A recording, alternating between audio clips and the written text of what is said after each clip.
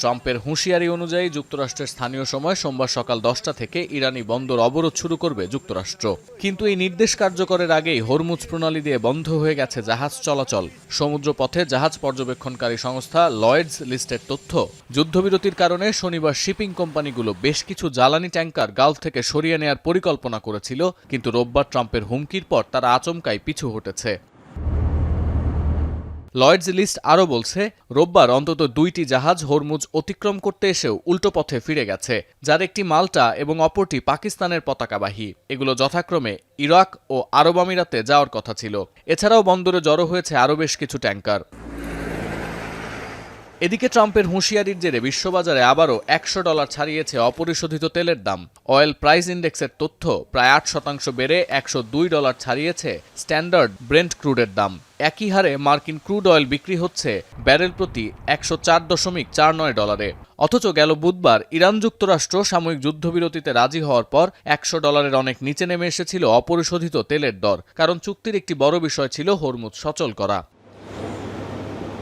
তেলের দাম বাড়ার সঙ্গে সঙ্গে বড় ধাক্কা লেগেছে এশিয়ার শেয়ার বাজারে। দক্ষিণ কোরীয় কেসপি সূচকের দর পতন হয়েছে সর্বোচ্চ 1.83%। দ্বিতীয় স্থানে আছে জাপানের নিক্কেই, দর পড়েছে 0.84%। ট্রাম্পের হুমকি আর যুদ্ধ পরিস্থিতির দ্রুত পরিবর্তনের কারণে প্রতি সপ্তাহেই এশিয়ার শেয়ার বাজারে এই ছন্দপতন খেয়াল করা যাচ্ছে। এছাড়াও ধস নেমেছে মার্কিন শেয়ার বাজার ও বৈশ্বিক স্বর্ণের বাজারে। ট্রাম্পের ঘোষণার প্রভাবে ডো জোন্স, এএনপি এবং নাসডাকের সূচকগুলো 1% বেশি দরপতন হয়েছে। একই সাথে আন্তর্জাতিক বাজারে উল্লেখযোগ্যভাবে কমেছে স্বর্ণের দাম।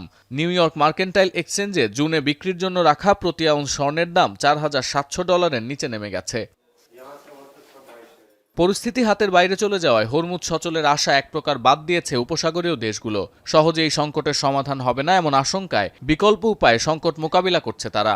ইস্ট ওয়েস্ট পাইপলাইনের মেরামতের কাজ এরই মধ্যে শেষ করেছে সৌদি আরব, যা দিয়ে প্রতিদিন 7 মিলিয়ন ব্যারেল তেল পরিবহন করা যায়। সচল হয়েছে সৌদির মানিফা তেল শোধনাগারও। দেখা যাচ্ছে এরই মধ্যে হরমুজে তেলবাহী জাহাজ ও সাধারণ নৌযানের সংখ্যা কমিয়ে ফেলেছে উপসাগরীয় দেশগুলো, যা ইঙ্গিত করে বিকল্প পথে জ্বালানি সংকট মোকাবেলার পথ খুঁজছে গালফ অঞ্চল। সতীর্থ কর্মকার, এখন বিশ্ব।